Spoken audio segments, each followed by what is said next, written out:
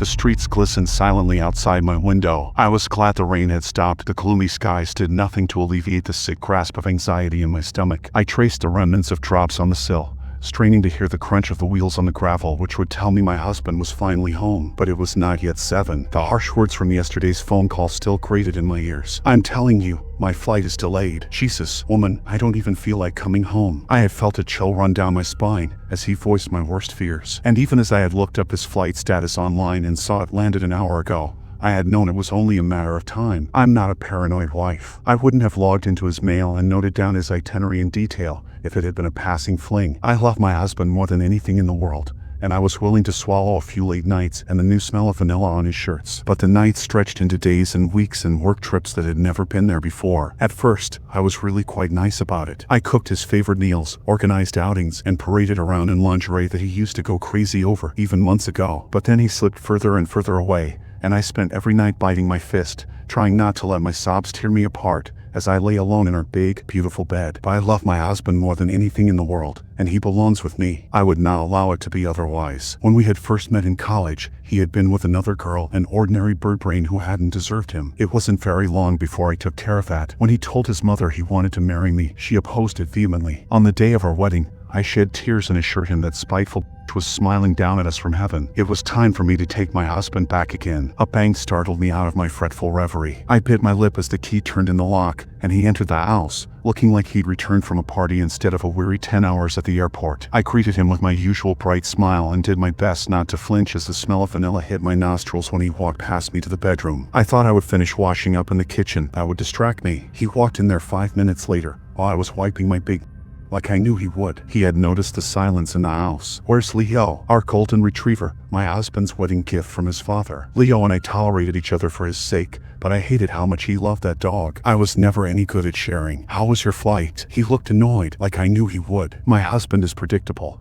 as people are to one another when they've been married for 10 years. But I loved how well I knew him, and could sift through the humming thoughts in his brain. "Good. I asked you where Leo was." That's all he could think about after being away for 10 days. I was glad he was gone, so my husband could finally focus on us. "He's gone, and you need to stop seeing her, or she'll follow." I could almost hear his heart turn over in that well-muscled chest of his. "What did you do?" I smiled.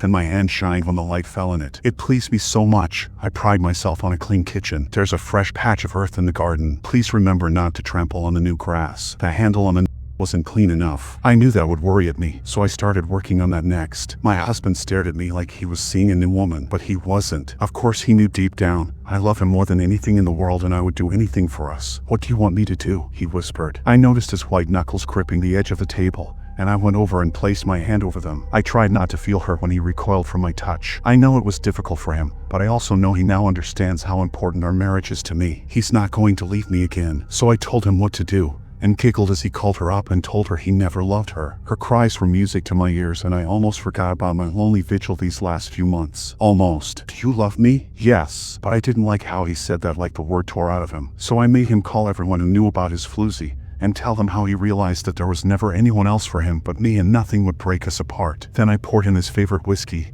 and as he grew incoherent with grief for that wretched dog, I drew him to me and smiled as the familiar desire shut everything else out for both of us. We were sitting across each other at the dining table when the doorbell rang. I got up and opened the door before the scratching and yapping got worse. "So how was the movie?" I stepped aside as Leo yanked his leash free from our neighbor's grasp and launched himself at my husband. "Loved the ending. Thanks for looking after him."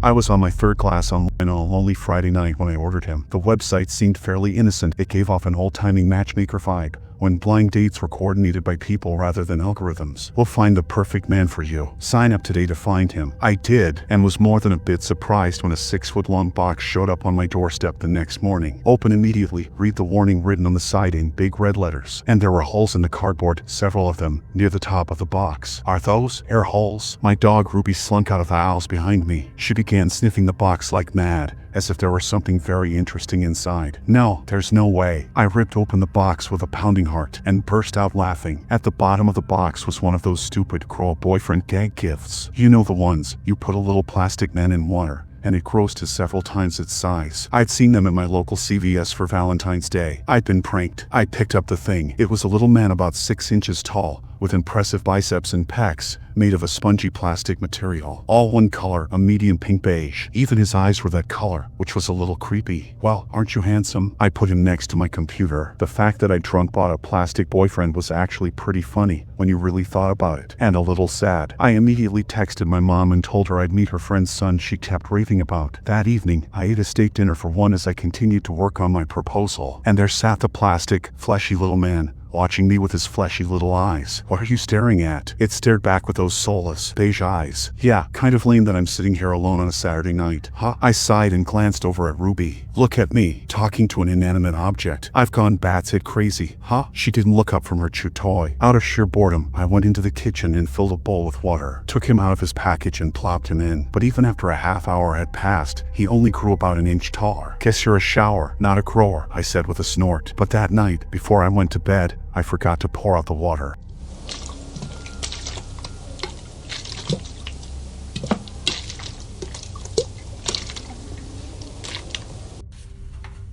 I woke up with a start at 4 a.m. It only took me a few seconds to realize what woke me up. There were strange sounds coming from downstairs, a sloshing sound and then a loud thump. I bolted up in bed. Someone's in the house. I'd always had a fear of something like this happening. Masked men breaking into the house in the middle of the night. Me in my sleep. I grabbed my phone off the nightstand and clutched it to my chest, straining my ears to listen. Thump. Oh God, he was coming up the stairs. I threw off the blankets and ran into the closet, closed the doors and held my breath, watching through the slats as I silently dialed 911. The door opened. A man stepped inside, but there was something off about his movements. Jerky, clumsy, like he didn't quite know how to walk. I held the phone to my ear, whispering my address into the speaker. His head swiveled towards the closet, and every muscle in my body froze. His eyes, they were that awful beige color, like they were made of skin. As I stared at him, I realized his hair, too. Everything, he was beige all over, from his head down to his toes. A man made entirely of plasticky flesh. I stifled a scream, held the phone to my ear, praying he wouldn't come look in the closet. He stood in the middle of the room, his gaze sweeping over each wall. He paused when his eyes fell on the closet. Slowly, he turned in my direction, and then he took a step forward. I held my breath as he took another step, and another. No, no, no. And then he was there right outside the doors. He paused and leaned forward. Through the slats I saw him looking at me